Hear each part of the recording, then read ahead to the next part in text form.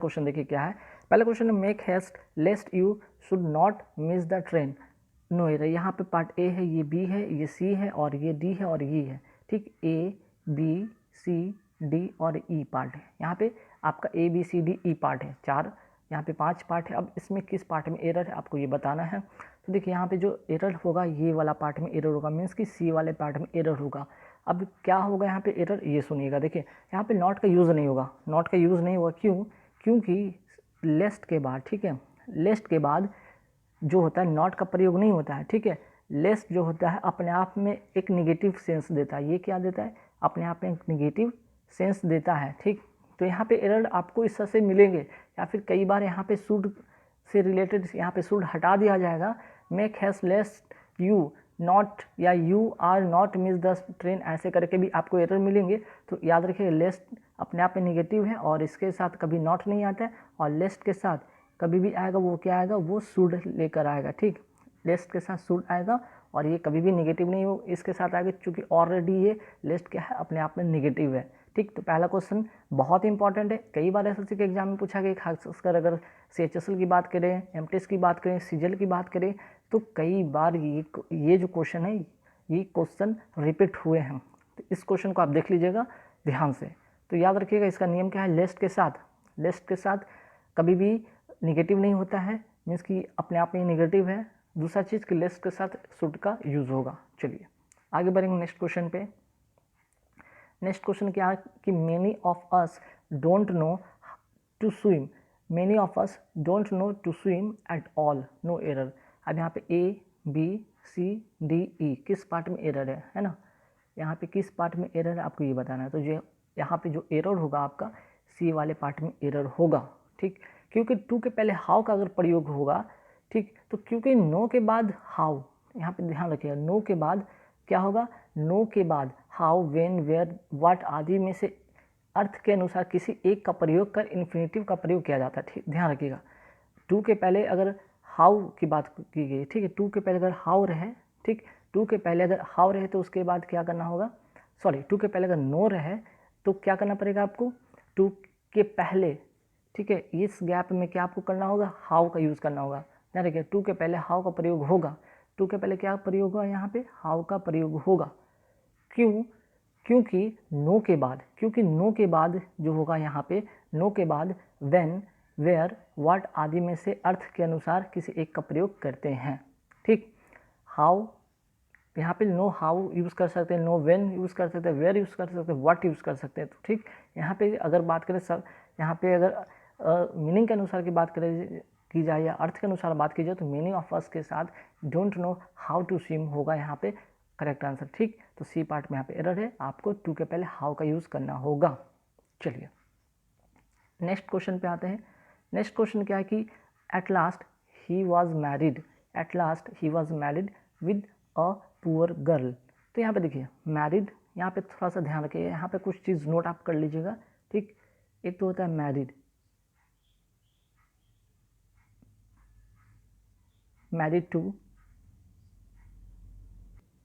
तो थर्ड वाले क्वेश्चन में क्या था, यहाँ पे एक चीज़ नोट करने वाला बात होगा आपको, एक तो मैरिड, आपको मैरिड टू, और एक आपको ध्यान रखना होगा married, married with.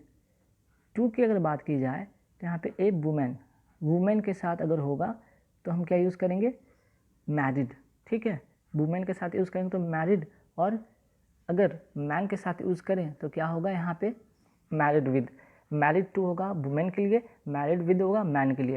Eight last he was married, he was married, यहाँ पे क्या होगा, विद नहीं होगा बल्कि क्या होगा यहाँ पे टू होगा। क्या होगा यहाँ पे, आपको विद काटना होगा बल्कि यहाँ पे टू यूज़ करना होगा, ध्यान रखिएगा। तो at last he was married to a poor girl. अगर ऑप्शन से देखा जाए तो ए बी सी डी ई, तो यहाँ पे कह सकते हैं सी वाले पार्ट में एरर है।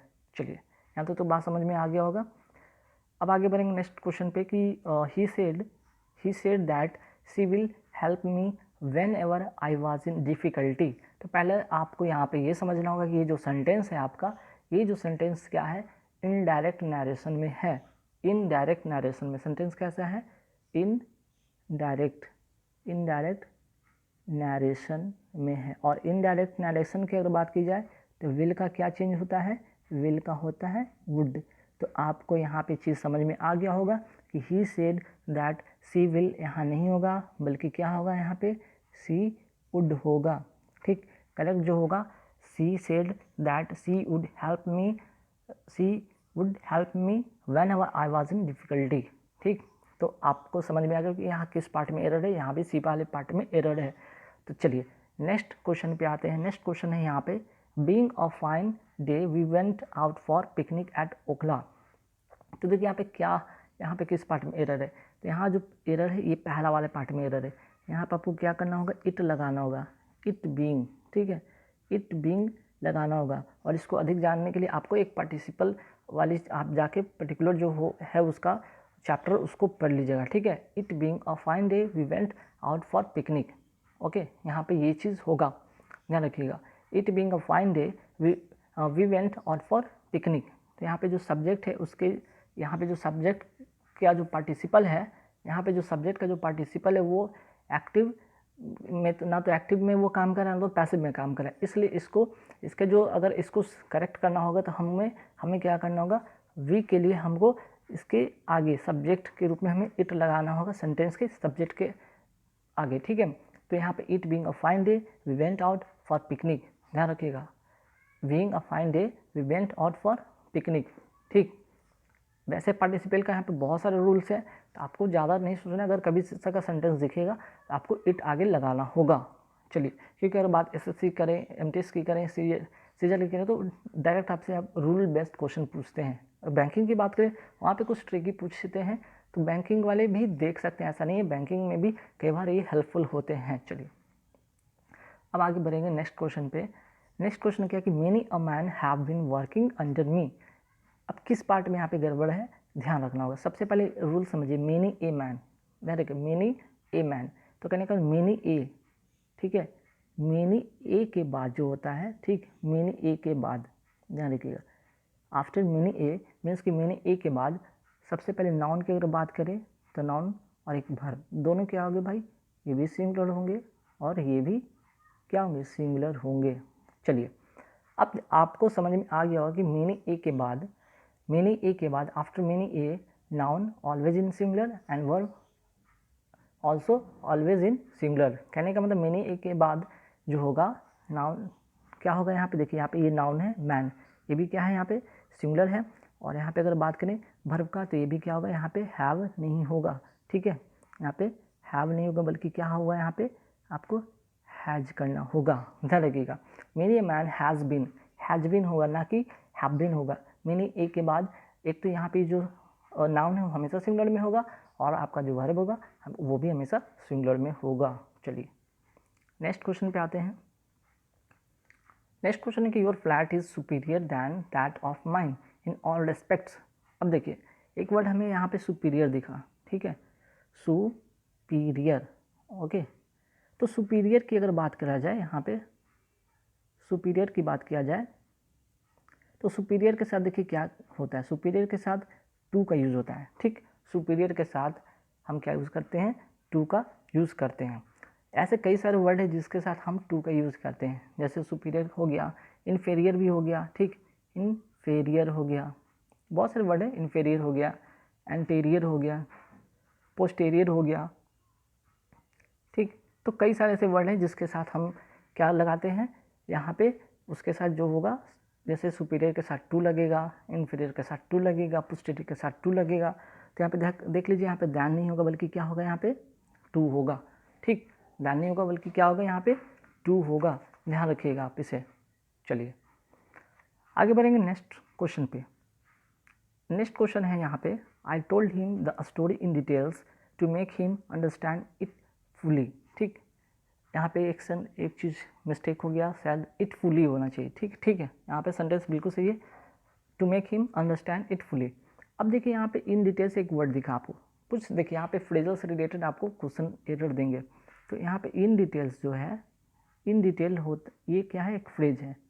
ठीक, और फ्रेज क्या होता है, नो चेंज। फ्रेज क्या होता है, कभी भी चेंज नहीं होता है।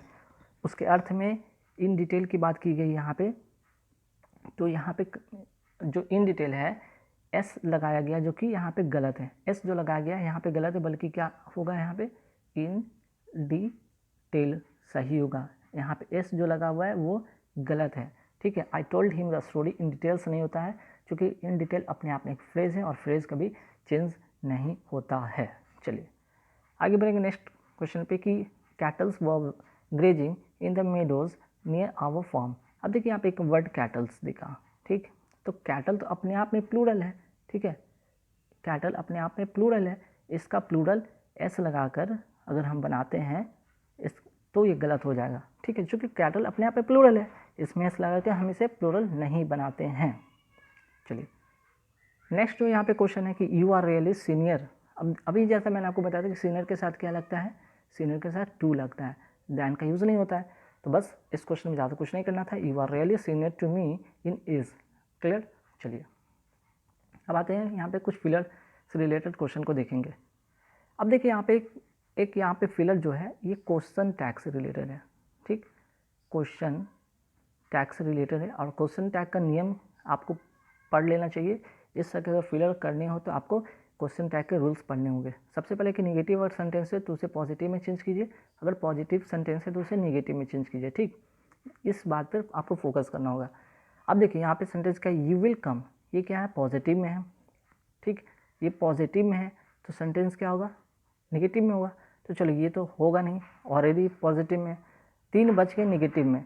अब 3 में भी क्या होगा, विल है, यहाँ पे विल है तो विल का क्या होता है निगेटिव, विल का होता है वोंट, विल का होता है वोंट, वोंट मीन्स कि डी नंबर यहाँ पे ऑप्शन होगा, you will come won't you, you will come won't you, aren't नहीं होगा क्योंकि विल का अगर हम इसका निगेटिव बनाते हैं तो वोंट होता है, ठीक।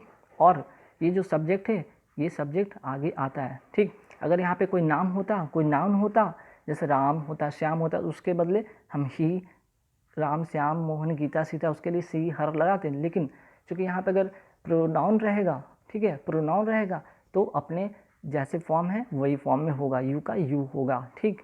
चलिए अब आते हैं नेक्स्ट क्वेश्चन पे।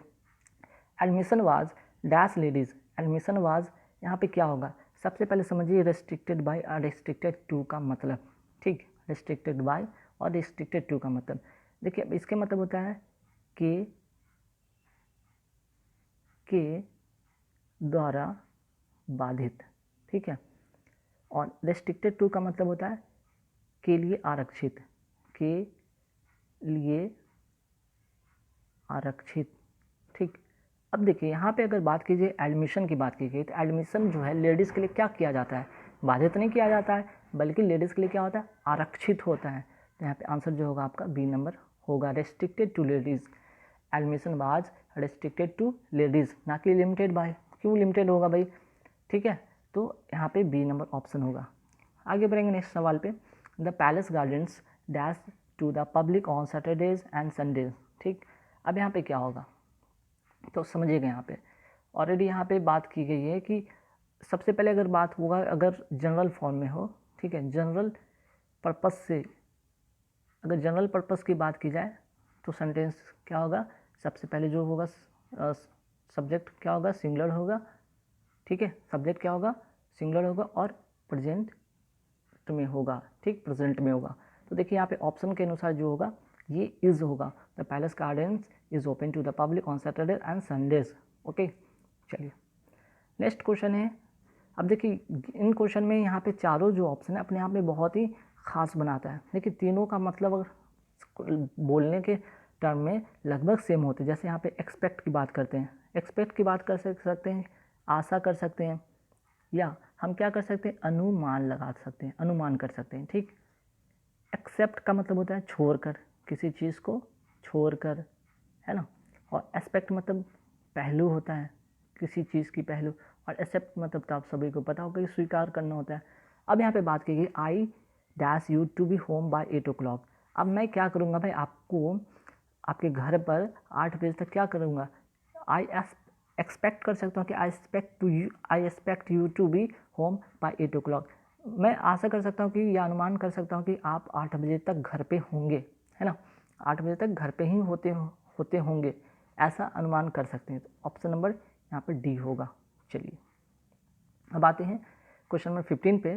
क्वेश्चन नंबर 15 क्या है कि 2 boys dash the prize for general proficiency. अब 2 बॉयज़ है और प्राइस को क्या किया जाएगा, प्राइस को ना तो शेयर किया जाएगा ना डिप्यूटेट किया जाएगा। डिप्यूटेट मीन्स नियुक्ति किया जाएगा, ना कि शेयर। शेयर मतलब थोड़ी ना उसको टुकड़ा टुकड़ा प्राइस को किया जाता, नहीं, ना ही गिव किया जाएगा। 2 बॉयज़ डिसाइड किया जाएगा ना, 2 लोग हैं। अब 2 लोग हैं तो 2 लोग में डिसाइड होगा, किसी एक को तो मिलना होगा ना, 2 में से किसी एक को तो मिलेगा, चाहे इसको मिलेगा या इसको मिलेगा, तो यहाँ पर डिसाइड होता है, ना कि गिव होगा, दोनों को नहीं दिया जाएगा। 2 boys decided for the price for general proficiency. चलिए अब आते हैं यहाँ से क्वेश्चन जो हो गया आपका साइनो हो गया, ठीक है। बेस्ट एक्सप्रेस मीन्स की सैनोनिम्स, ठीक है, सिनोनिम्स यहाँ से शुरू होता है। अब देखिए यहाँ पे बार्गेन, बार्गेन का जो सिनोनिम्स क्या होगा, यहाँ पे 4 ऑप्शन दिखेंगे आपको, बोनस, नेगोशिएट, डिस्प्यूट, सरप्लस। सबसे पहले आपको जाना होगा बार्गेन का मतलब होता क्या। बार्गेन का मतलब होता है मोल भाव करना, है ना, मोल भाव करना। नेगोशिएट करना, मोल भाव करना। अब बार्गेन का मतलब होता है मोल भाव करना और नेगोशिएट का भी मतलब होता है मोल भाव करना, ठीक। डिस्प्यूट नहीं होता है भाई, डिस्प्यूट कोई विवाद होता है, झगड़ा विवाद होता है। सरप्लस मतलब होता है अतिरिक्त बचत होता है। डिस्प्यूट मतलब क्या होता है, झगड़ा, है ना, झगड़ा कह सकते हैं, झगड़ा या विवाद कह सकते हैं इसे। सरप्लस का मतलब होता है अतिरिक्त बचत होता है, अतिरिक्त बचत होता है भाई यहाँ पे, ये भी नहीं होगा। और बोनस का मतलब तो पता है कि क्या होगा, लाभ होगा। यहाँ पे बोनस कोई लाभ, कोई अतिरिक्त लाभ। तो यहाँ पे बार्गेन मोल भाव का नाम उसकी नेगोशिएट करना, नेगोशिएट का भी मतलब सेम होता है। चलिए अब आगे बढ़ेंगे क्वेश्चन नंबर 17 पे।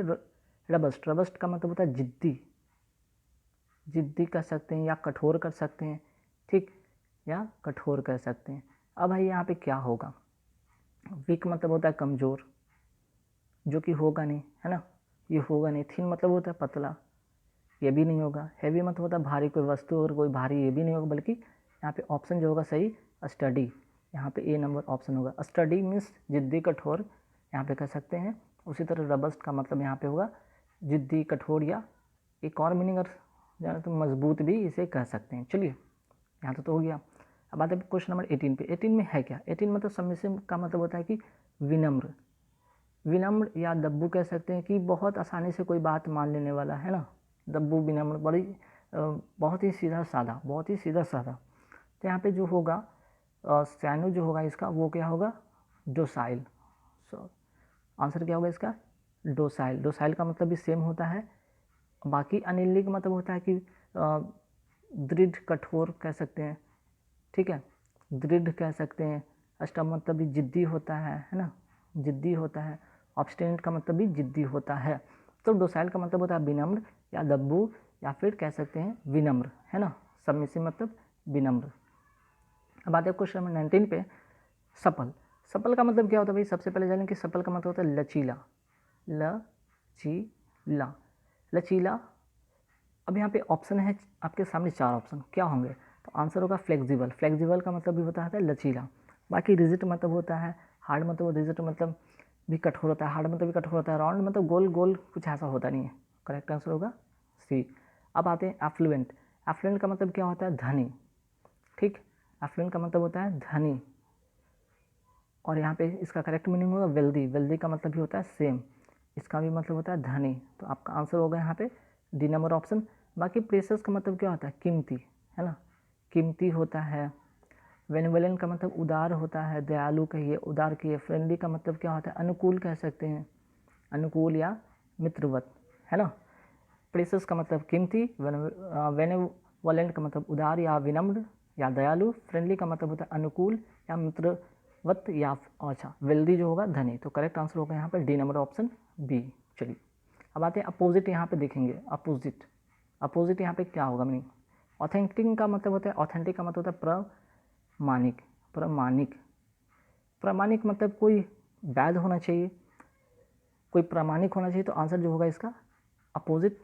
देखिए अपोजिट की बात की गई है, ध्यान रखिएगा, अपोजिट की बात की गई। तो अपोजिट का मतलब होगा उल्टा, इसका उल्टा। प्रमाणिक का मतलब जो कि वैध हो, सही हो। लेकिन फिक्सर्स का मतलब होता है क्या, नकली। तो इसका अपोजिट जो होगा आंसर डी नंबर होगा ऑप्शन नकली। बाकी लेजिटिमेट का मतलब होता है वैध, ठीक है, प्रामाणिक है, वैध है। इंटाइसिंग का मतलब होता है आकर्षक, आकर्षक, है ना।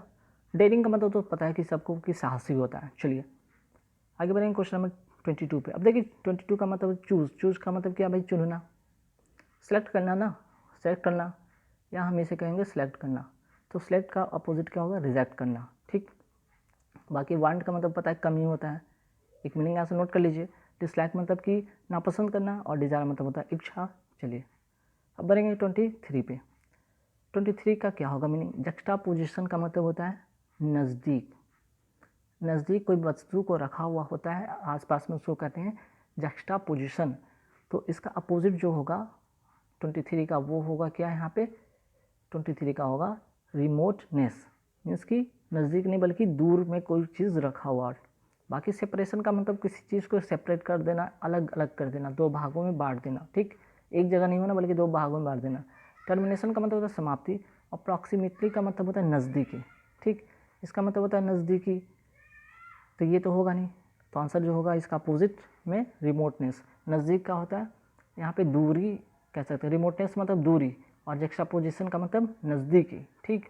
अब आते हैं क्वेश्चन नंबर 24 पे, देखते हैं 24 का मतलब बोल्ड, बोल्ड मतलब क्या होता है भाई, सभी को पता होता है साहसी। अब साहसी का उल्टा क्या होगा, डरपोक, आंसर होगा टिमिड, टिमिड का मतलब होता है डरपोक, है ना, डरपोक। बाकी ब्रेव का मतलब बहादुर होता है, ब्यूटीफुल का मतलब सुंदर होता है, वेल्दी का मतलब धनी होता है, तो ये तो होगा नहीं। अब ये क्वेश्चन नंबर 25 में आते हैं, और लास्ट क्वेश्चन है इस वीडियो का। हेस्टन का मतलब होता है जल्दी या शीघ्र, शीघ्र होता है, या फिर हम क्या करेंगे जल्दी। तो जल्दी का क्या होगा, स्लो होगा, जल्दी का क्या होगा, स्लो होगा। बाकी ऑब्स्ट्रक्ट का मतलब होता है बाधा पहुंचाना, इंस्ट्रक्ट का मतलब निर्देश करना, लैक का मतलब होता है कमी, है ना। तो बस गाइस इस वीडियो में